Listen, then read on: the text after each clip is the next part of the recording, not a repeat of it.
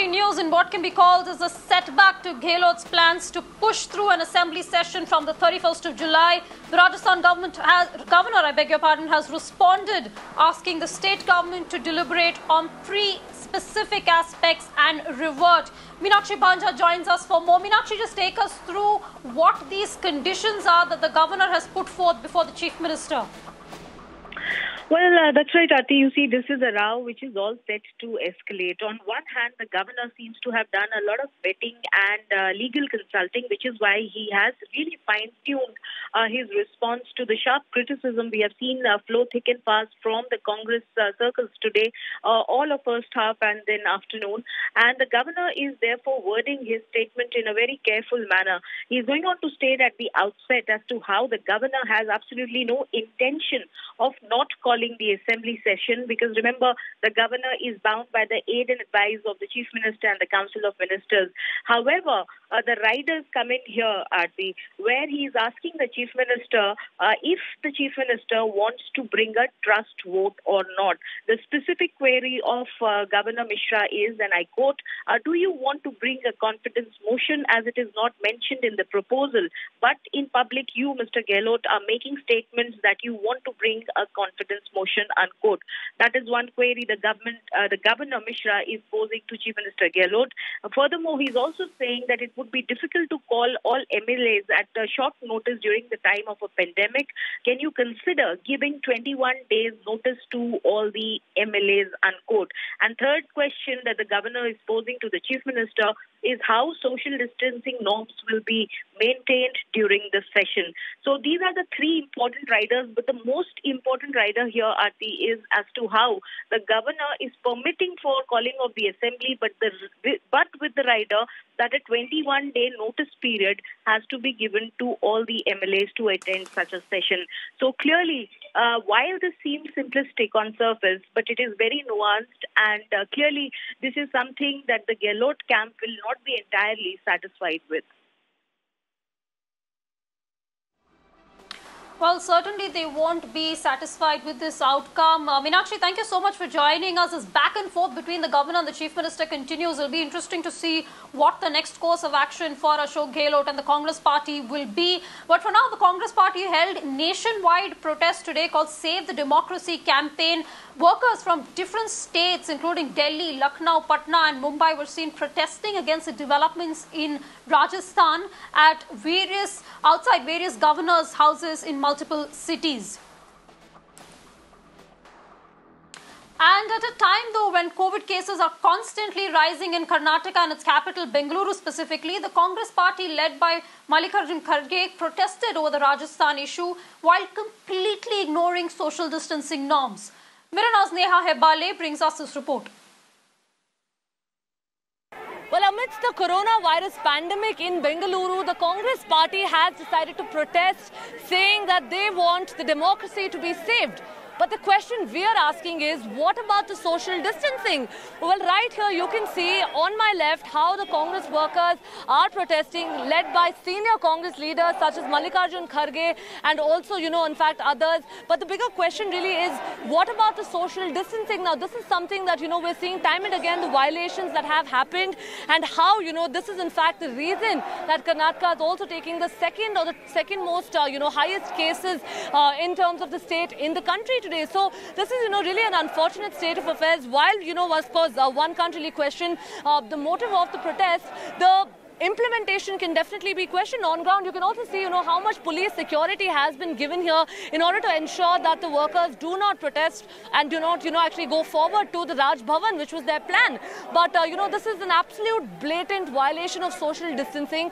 We're showing you how at least 200 people, if nothing else, have gathered over here today outside the Congress office, right here at the circle, at the signal over here. And they've just sat down, they're protesting. And, of course, a little while earlier, we also questioned Mr. Mallikarjun Kharge about why this was not better planned and why the social distancing hasn't been maintained. And they just went on to actually shrug any questions about this, refused to answer and said that they're doing the best that they can. Now, this comes at a time when we're seeing how both the parties have been taking pot shots at each other in the state over violations of social distancing. In Bengaluru with video journalist Pradeep, this is Neha Hebale for Mirror Now.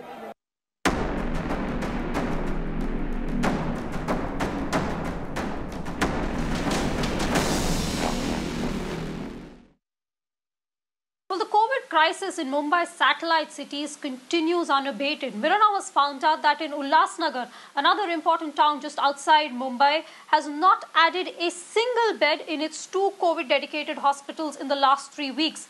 The testing capacity too is lagging behind in the area. Now, sources to Mirror Now further reveal that the corporation will start adding up facilities only from August onwards. Well, as of now, Ulhasnagar Municipal Corporation is dependent on a single dedicated COVID government and private hospital.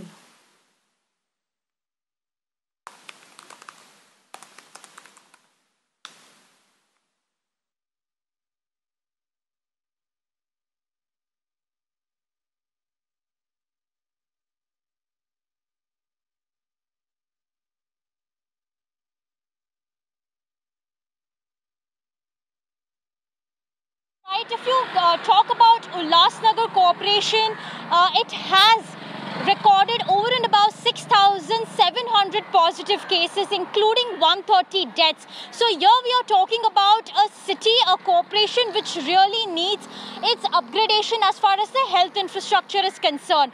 But on the ground level, we are not really looking at the health infrastructure being ramped up. If you talk about a week ago, Mirror Now had done a ground check in Ulhasnagar where we showed that how the health facilities are very limited.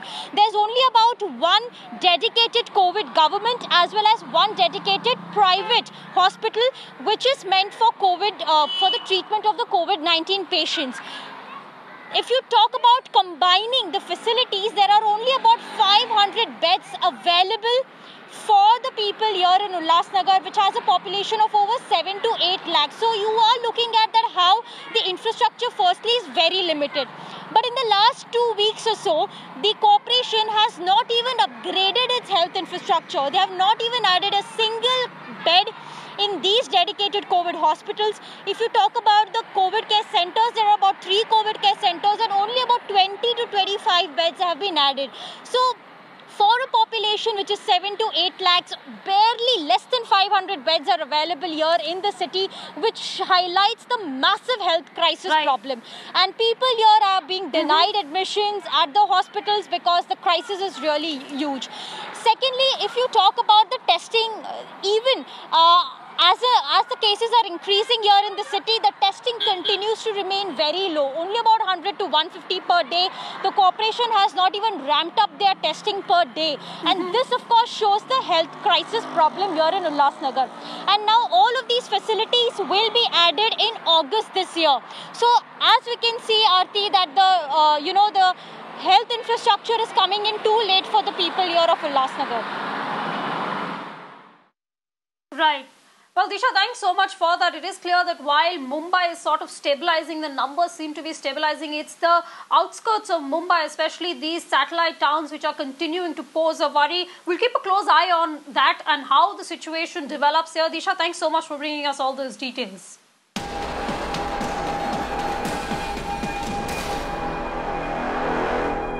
For a quick news update, this is the latest in the fake social media followers case. Actor Koina Mitra has recorded her statement with the Mumbai Police Crime Branch today.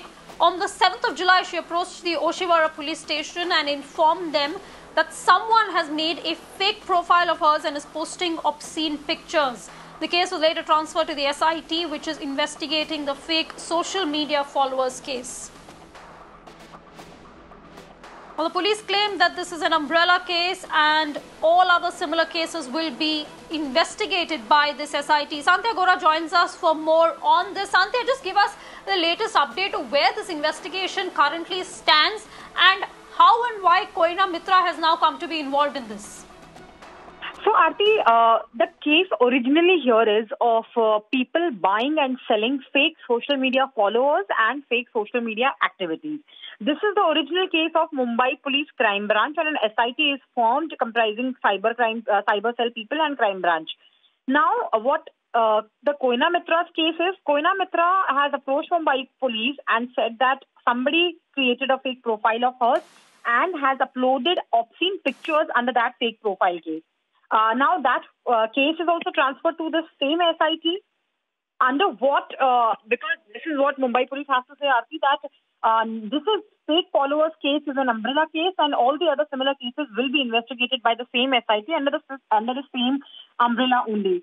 But how exactly Mumbai Police is going to connect these two cases, because these two cases in nature are different. One is, of course, creating a fake profile and putting obscene pictures, and another is more of a business transactional thing where somebody is cheating by selling and buying fake followers. But this is what Mumbai Police's claim is, that how this is an umbrella case here. Talking about the investigation development in the case so far, Aarti, 2 people have been arrested by Mumbai Police so far, and more than 25 people's statements have been recorded. But as of now, in which direction the investigation is going, that is not clear.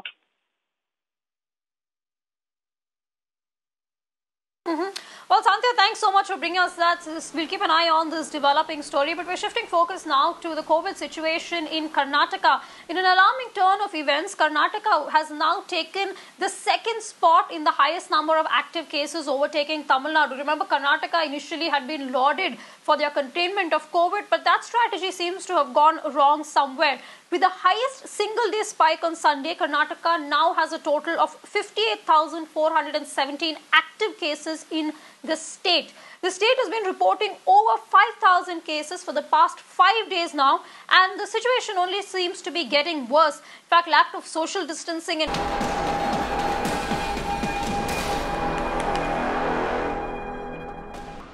quick update coming in the Thoothukudi custodial death case here. The Chief Minister has given Jayaraj, in fact, a posting. The Tamil Nadu government has offered a government job to the daughter of Jayaraj, who was allegedly tortured to death by the police in the Thoothukudi district. Pramod joins us for more details. Pramod? The thing is that, back in the June itself, in the end, the Chief Minister had released a statement claiming that investigation will be done as per the inquiry from the magistrate. But even before that, any kind of promises could be provided by the Chief Minister. It was the Madras High Court Madari bench which interfered, and immediately CBCID had initiated an investigation. 10 policemen were arrested. All this amidst the Chief Minister declaring a compensation of 10 lakh rupees and a government job for the family of Jayaraj and Benix. But however, the same daughter Percy at that point very clearly mentioned that without an investigation and without the men, men who she believes are responsible for her father and son's death, brother's death, she will not accept anything. And currently, as the CBSE area arrested 10 people, and the case now being questioned, investigated by CBI, is also progressing in according to her in a favored manner. She had come forward to accept the compensation and the government job, and that's what the Chief Minister did today by by handing over her appointment letter at Secretariat in Chennai today.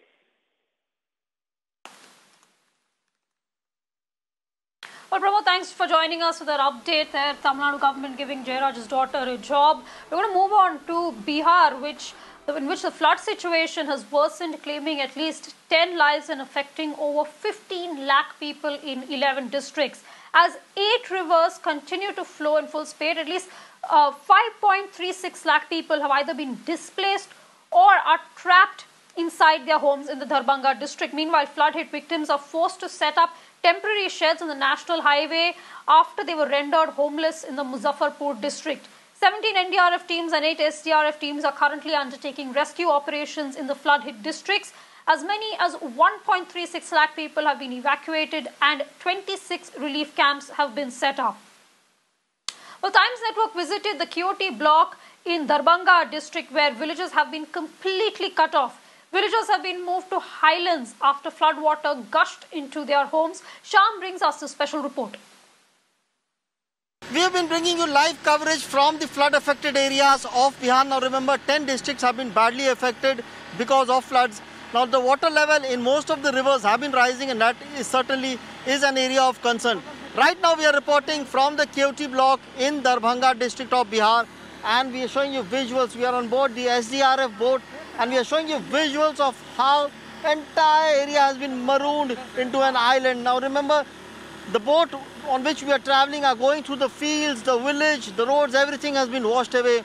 And we are bringing you pictures of how these villages have been cut off from the block office, from the roads, from the district headquarters. And for the past 10 to 15 days, these villages have either fled from the houses, or some of them are staying on the terrace of the house, certainly because the belongings are there, so they cannot go. You can clearly see visuals of how these huts, these small houses which have been completely demolished because of the river water which came on the street, on the roads, and then entered the villages. Now it's being said that because of the rise in waters in Kamlabaran, in Bagmati and Adwara, in Darbhanga, waters have entered most of the villages here. 88 panchayats have been badly affected because of the rise in water level. Certainly a very painful moment for the villagers here, because it is to this they are fighting for their livelihood, because as you can clearly see that people are standing on the terrace there. They've been spending days on the terrace despite the threat of poisonous snakes, poisonous insects and waterborne disease, but still people say that they cannot leave the houses with the belongings here, because certainly in the night there is complete darkness here, no electricity here, and at this time they cannot leave the house alone. So certainly some people are being forced to stay here, and somehow they are managing to cook for themselves. I have with me the JE of KOT block here.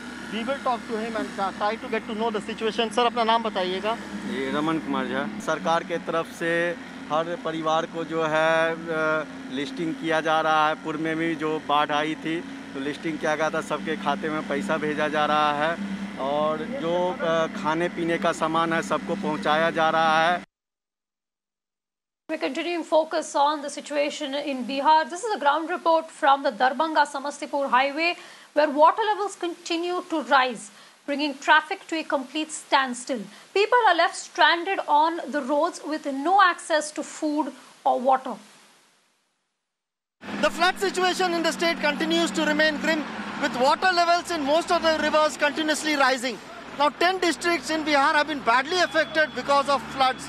Right now we are reporting from Darbhanga, and as we show you visuals, this is the Darbhanga-Samastipur state highway, and you can clearly see that water has almost crossed over the state highway. This is the Darbhanga-Samastipur state highway, and as you can see, the water level has increased and it has almost crossed this road here. Certainly traffic has been affected. A large number of people have also come on the streets here, on the roads here on the state highway. You can clearly see somehow these private taxis and vehicles wading through this flooded water here. Now, certainly 10 districts of Bihar have been badly affected, out of which Darbhanga is one of the districts where 88 panchayats are affected, and it's being said that in the state more than 10 lakh people have been affected because of floods. Now, certainly many villages have been cut off because of the floods. People have come to the state highways, to the national highways in search of security. They have come to safer places. You can clearly see that how people have been walking through these flooded waters to reach the safe destinations. Now, certainly at a time when all the villages have been cut off, villages have been marooned from district headquarters, from subdivisions, people have no food to eat, and that is the reason why they have come on the state highways, on the national highways. Certainly the government has been claiming that community kitchens have been running, but the real picture here is that there is no community kitchen here, no camps being run by the state government. That is what the people have been saying. And as we show you visuals on my right side, you can clearly see that these are villages and farms here completely submerged in water. Now the villages have been cut off from the main roads. इतना पानी आ गया sir कि road पर आ गए हम लोग, road पर भी पानी आ गया सर, हम लोग कहाँ जाए सर? फुटपाथ पर आ गए, पुलवा पर हम लोग बसे हुए हैं, परिवार बच्चे बाल बच्चे लेके सर एकदम भूखे प्यासे मर रहा है। क्या सरकार की तरफ से कोई योजना नहीं, कुछ नहीं सर मिला अभी तक, कुछ वो पन्नी तक नहीं मिला है सर, पन्नियों झापने के लिए वो भी नहीं मिला है sir. Switching gears now, 5 months after Delhi's Gokhalpuri Tyre Market was completely looted and destroyed in the Delhi riots, the shops in the market have now reopened, but without any government support. The Delhi government, in fact, had even offered them and promised them compensation, but that too has not been given to many of the shopkeepers. The tyre market, remember, was targeted by rioters 3 times in February this year, and almost 229 shops in the market were either looted or set on fire. Shopkeepers say that the 3-month lockdown has only added to their woes. Sir, दुकान को कैसे खड़ा करा है ये तो हम जानते हैं, हमारा ऊपर वाला जानता है। हमने अपने घरों के गहने बेचे, ठीक है ना, घरों की कुछ ज़रूरतों की चीज़ें बेची, ये लॉकडाउन ने जो ना जितना दुकानों जलने से हम मरे हैं उससे कई गुना ज़्यादा हम लॉकडाउन से मरे हैं। लॉकडाउन क्योंकि सर हमारी दुकानें जल चुकी थी, 1 महीना हमारी दुकान को जले हुए हो गया था, कोई आमदनी का हमारा जरिया नहीं था, कैसे कैसे करके हम लोग अपने अपने घरों के गुजारे चला रहे थे। ठीक है जी, उसके फ़ौरन बाद इन्होंने लॉकडाउन लगा जो 3 महीने चला। हमारे घर की आर्थिक स्थिति इस तरह से हो गई थी कि भीख मांगने की नौबत तक आ गई थी हमारे को। अभी मदद कोई नहीं मिली हमें सरकार की तरफ से, और ये हमारी दुकान लुट गई थी, एक आगे दुकान है वो जल गई थी, बिल्कुल ही ये सब लुट गया था। सब सामान हमने नया लगा टांगा है दोबारा, सब ये जितने भी नहीं सब सामान सब दोबारा टांगा लगे। अभी हमारा तो 5-6 लाख रुपये नुकसान है, 5-6 लाख रुपये का। बाकी सरकार को हमने कागज़ वागज़ दिए हैं, अभी कुछ नहीं हुआ हमारा। इधर लॉकडाउन हो गया था, लॉकडाउन होने के बाद फिर अभी तक अब कुछ नहीं हुआ। अभी कर रहे हैं, वो कर रहे हैं, जा रहे हैं, आ रहे हैं हम वहाँ पर, लेकिन अभी कुछ हुआ नहीं। अभी तक कुछ नहीं मिला है सरकार की तरफ से हमारे को। बाकी सारा लॉस ही लॉस हो गया था, जितना भी सारा टूट गई थी, गार्डर नीचे आ गए, एंगल नीचे आ गई थी, सब खत्म था बिल्कुल। इसमें कुछ नहीं बचा हमारे पास। अब ये थोड़ा थोड़ा करके जैसे उधार सुधार लिए थोड़ा बहुत पैसा लगाया, जब बनाई हमने अपनी दुकान। और ये जो इकट्ठा किया है सामान आपने, ये सब पुराने, क्योंकि यहाँ पर पुराने सामानों को भी आप लोग करते हैं, थोड़ा बहुत डालने बच्चों के लिए काम करने। ये सारे सामान मुझे दिखाई दे रहे हैं सर। ये बताइए, तो सरकार की तरफ से मदद नहीं मिली तो इकट्ठा कैसे कर पाया आप लोग सामान? कैसे सामान इकट्ठा नहीं हुआ, नहीं हो पाया, जो लॉस था वो अभी तक पूरा नहीं हो पाया। कंपनसेशन बोला था सरकार ने देने का, कुछ अभी तक कुछ नहीं हुआ, कुछ भी नहीं हुआ अभी तक, कुछ भी नहीं हुआ। इसके अलावा वहाँ तो कोई पार्टी का कोई नहीं आया। यहाँ के MLA एक दफ़ा है, सिर्फ MP जी कोई यहाँ के नहीं आया हमारे पास मिलने और सहयोग करने की, कोई कुछ नहीं आया जी। सहयोग कोई नहीं मिला, किसी ने सहयोग नहीं करा जी, किसी ने भी, सिर्फ इनके अलावा, जमात इस्लाम वालों के अलावा। तो अब कितना सामान आ गया है आपकी दुकान? थोड़ा बहुत ही सामान आया, जब तो आस्ता आस्ता करके चल रहा है। जरा घर का खर्चा भी है, बच्चों को स्कूल को, बच्चे की पढ़ाई वढ़ाई की सबका खर्चा, एकदम वो रूटीन नहीं बन पा रही काम की। अभी कम से कम साल भर लगेगा जी, साल भर लग जाएगा। लॉकडाउन ने और ख़राब कर, लॉकडाउन को ख़राब कर दिया, कोरोना ने बहुत टूट गया भाई, सब टूट गया। आपकी दुकान दिखाई दे रही है हमको दोबारा रिकंस्ट्रक्ट, आंसू आ रहा है आपकी दुकान। कहाँ रहते हैं आप? दरियागंज। दरियागंज। कितने साल से दुकान चला रहे हैं? 18 साल से, शुरू से ही। शुरू से ही। आपने जब आया होगा देखा होगा अपनी दुकान का हालत, तो बहुत बुरा हाल था भाई सब। Delhi is one of the worst affected markets, that is Gokulpuri Tire Market. Yes, we are reporting from that same place which was gutted in the fire, which was looted, destructed at the time of Delhi riots in the month of February. Now it has revamped, reconstructed. But unfortunate part is that without any help from the central government or the Delhi government. Here my video journalist Imran Abbas is showing you, this is a new look of this market. Definitely you must remember that view of that market when it was set on fire. All the shops, around 229 shops are located over here, and 97 shops were distracted, completely destroyed by the rioters. More than 200 to 300 persons came here over here.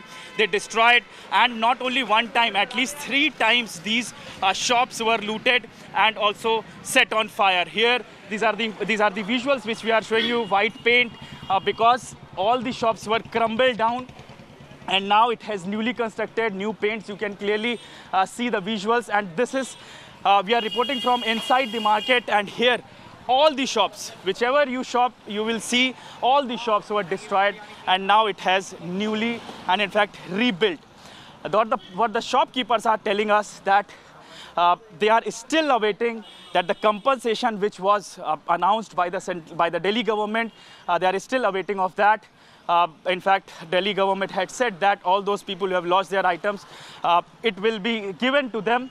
But with the help of the NGOs, with the help of the Delhi Waqf Board, they have managed to collect their items. They have managed to, in fact, rebuild their shops. But the Delhi governments or the central governments promises and the compensation which were announced by the government to them, they are still being awaited by the shopkeepers.